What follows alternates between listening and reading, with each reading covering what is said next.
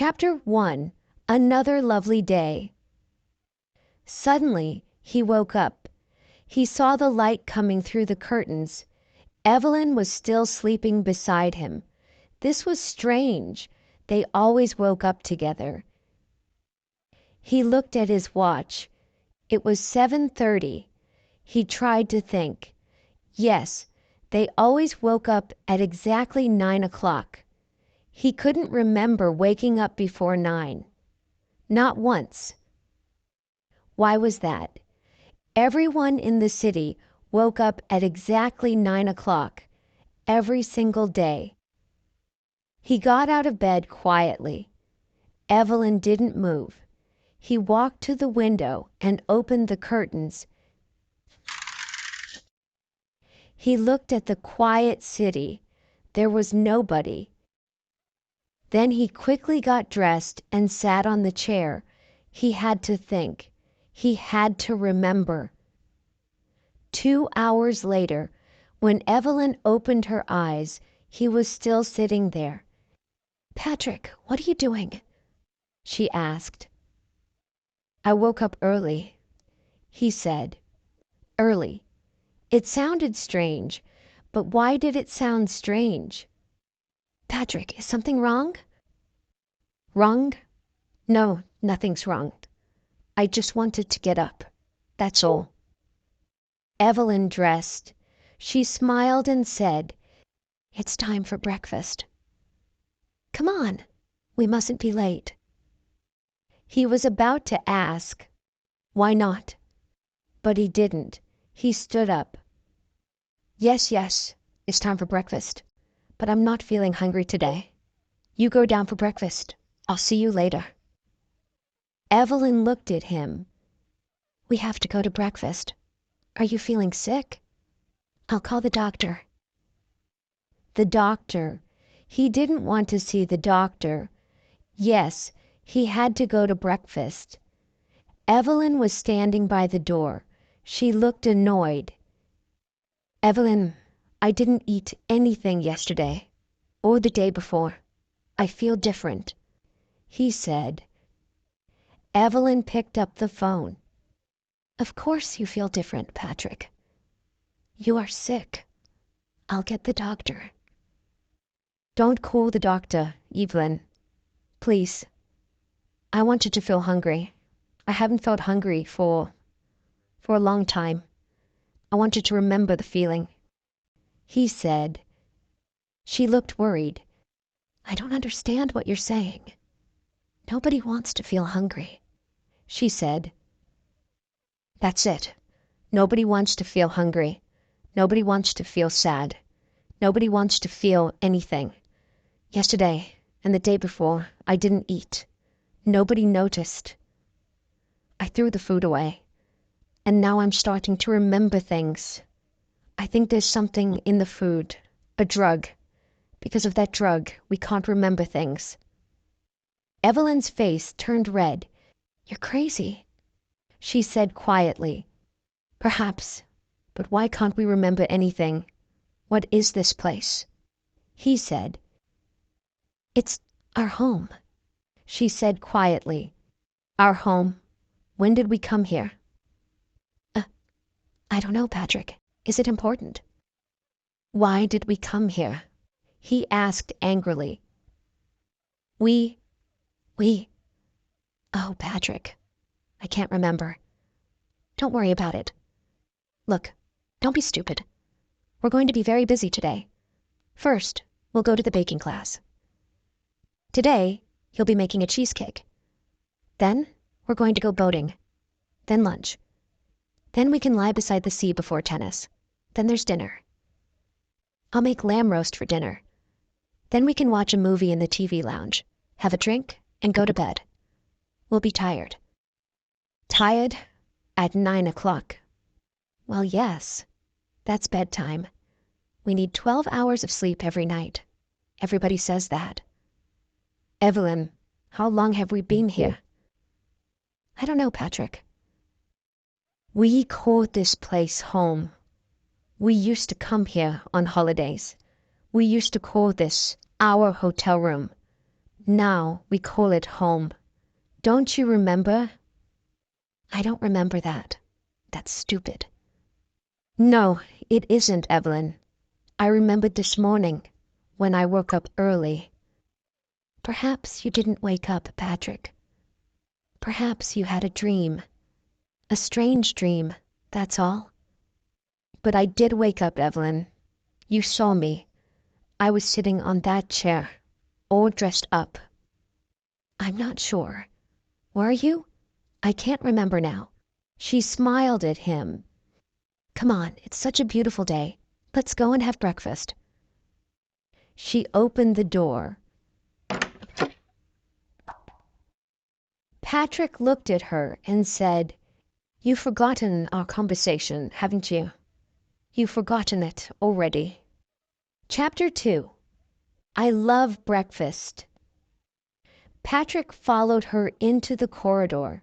He looked at the doors on both sides. They were all the same.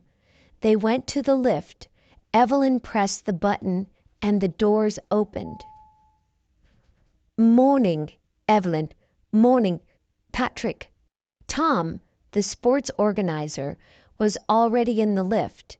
He smiled and said, I hope you're both ready for the tennis match.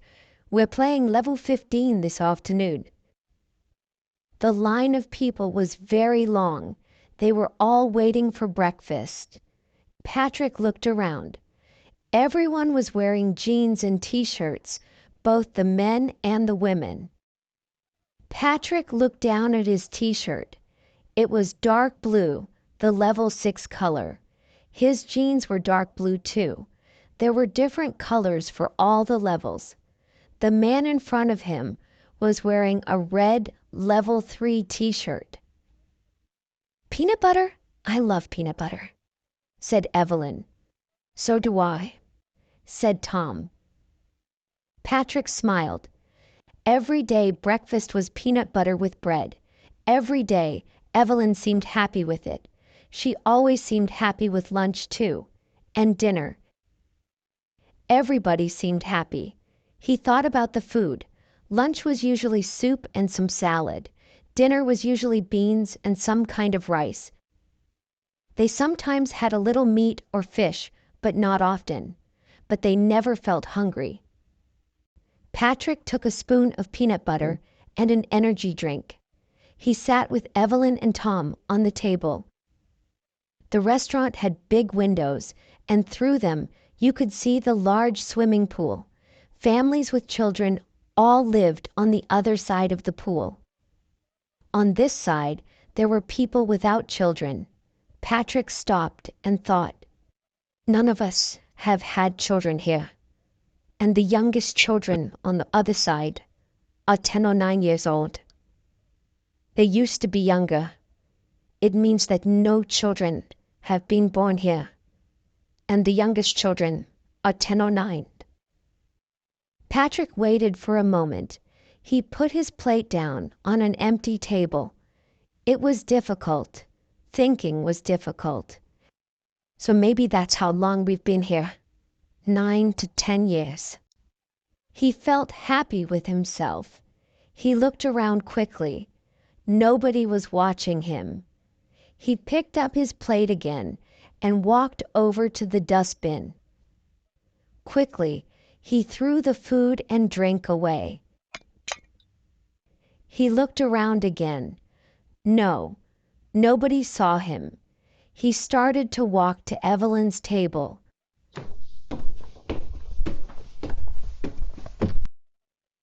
And there are no sick people here. They take them to a hospital. Nobody else leaves. Never, he thought to himself. He stopped. There was Robert. Robert went to the hospital. But when? He walked over to Robert's table.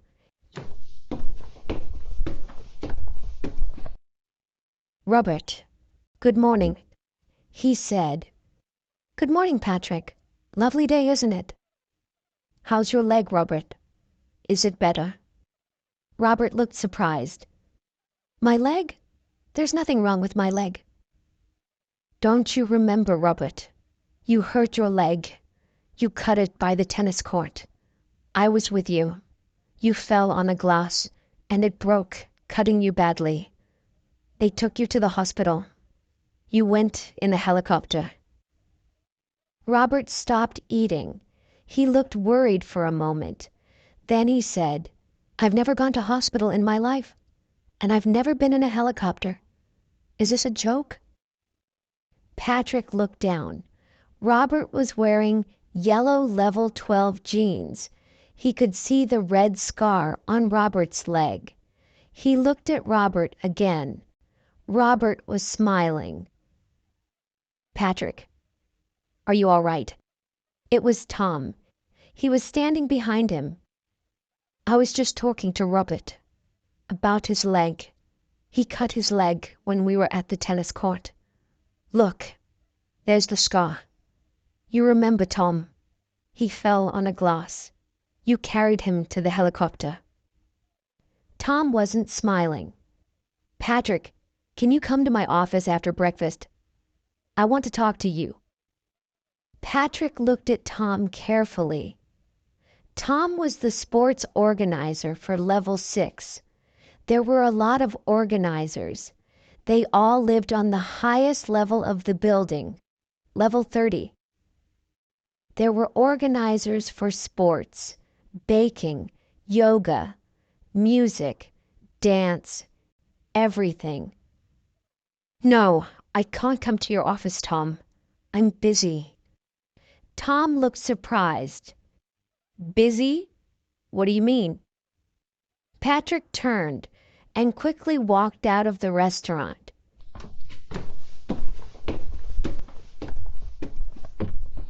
He went to the lift. As he reached there, he pressed the button, and the doors opened immediately. Patrick stepped in.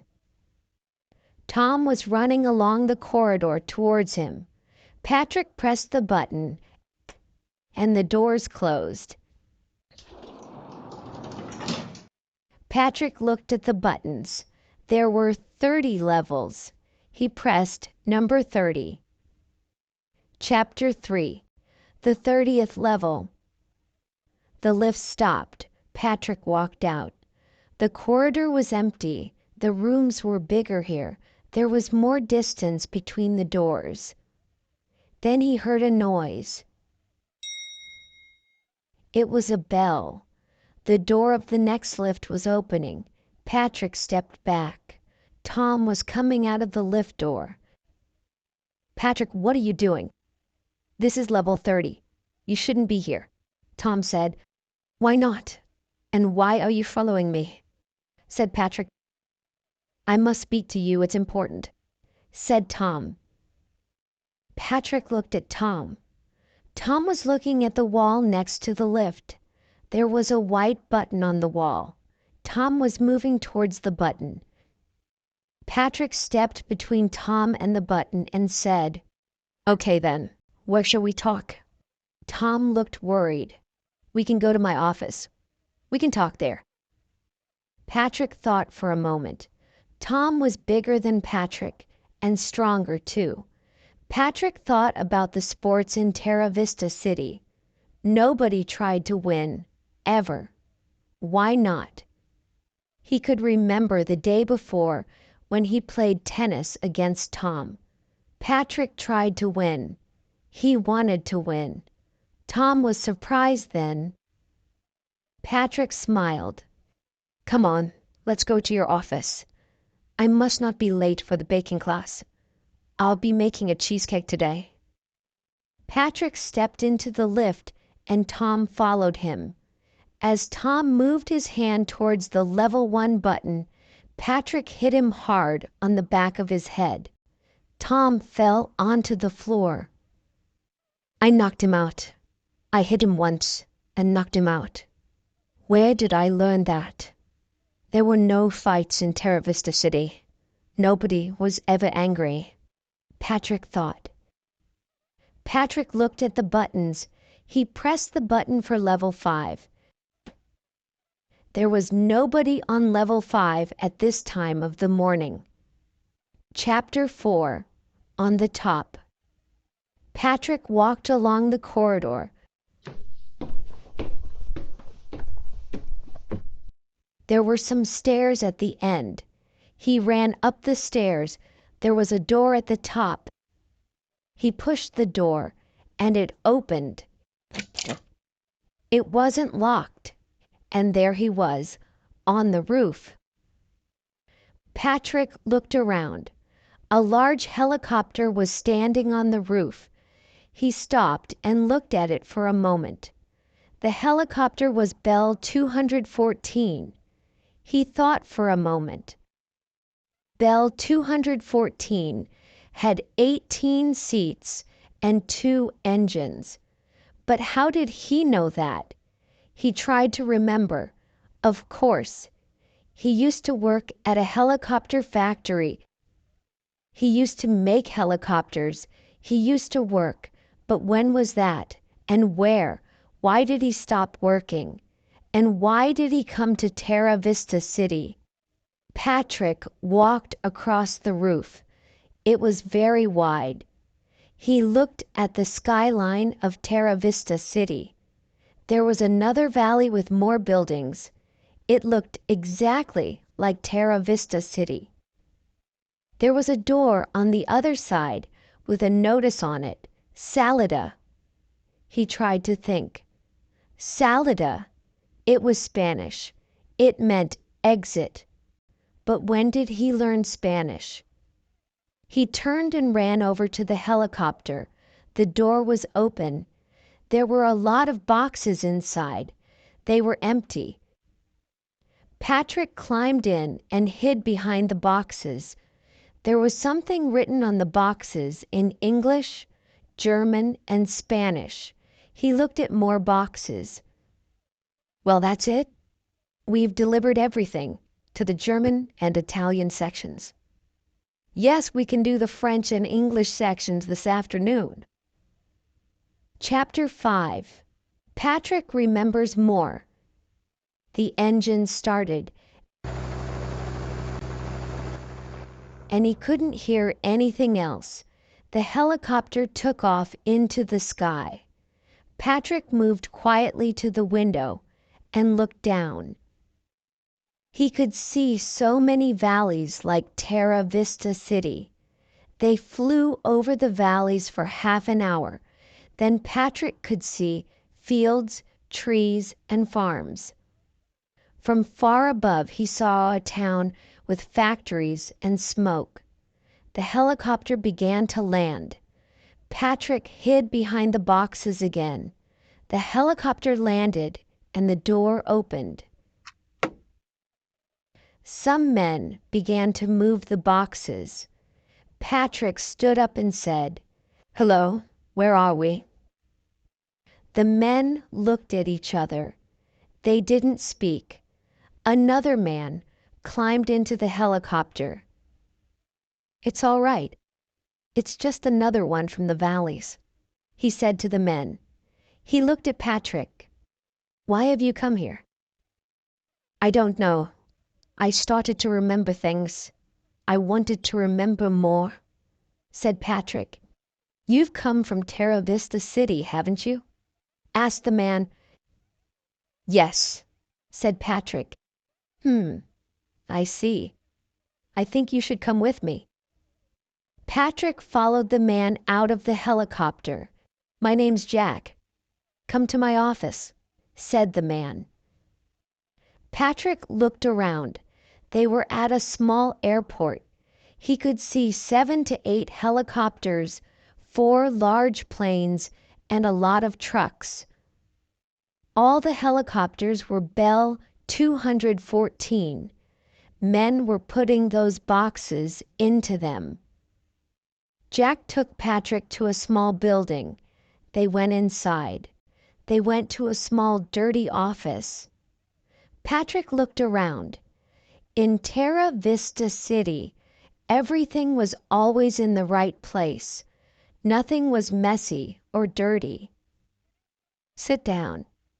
Would you like something to drink?" I've got tea and coffee. Asked Jack.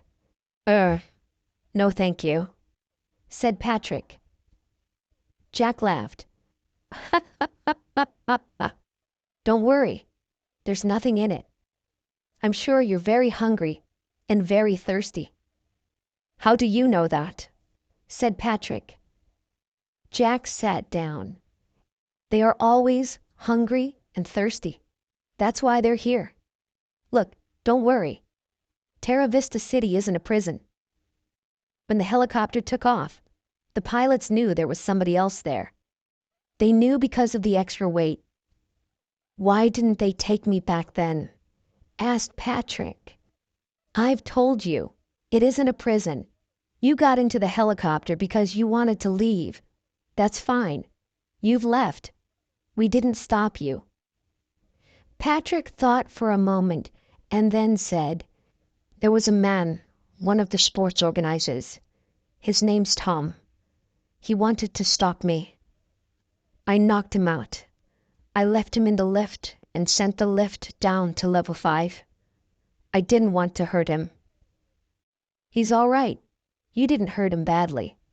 I spoke to him on the telephone a few minutes ago. What is Terra Vista City? What is it really? Asked Patrick. How much do you remember? Asked Jack. I'm starting to remember more and more. I can't remember everything yet. You'll remember more tomorrow, said Jack.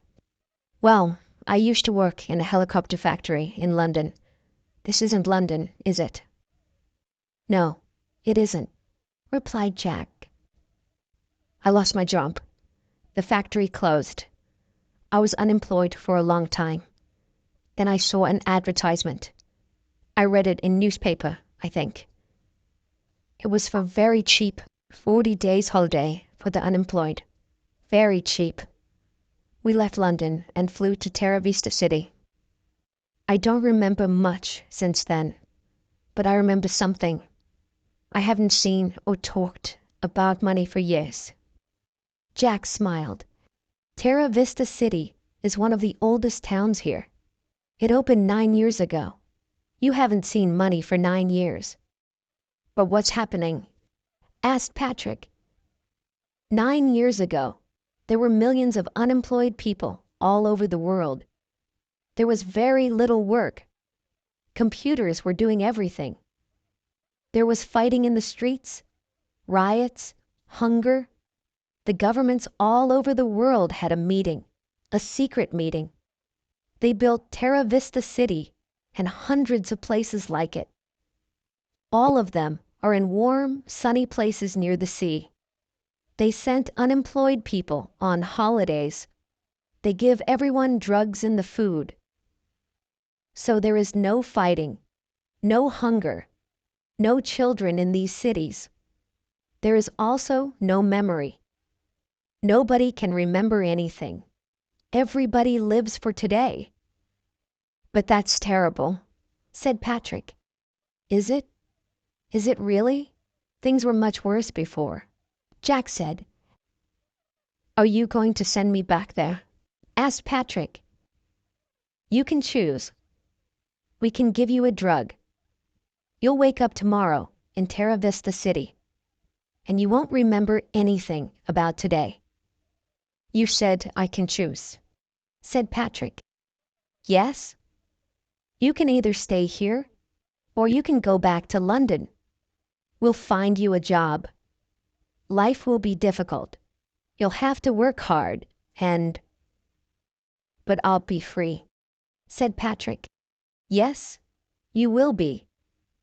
A few people, only 2 or 3%, leave Terra Vista City and the other cities every year. That isn't a problem. We can find jobs for those people. Most people are happy there. About half of the people that leave choose to go back. I don't believe it, said Patrick. You will. Maybe next year you'll want to go back. It's an easy life. But what about now? Are you going back or staying here? Patrick smiled and said, I think I'll stay here.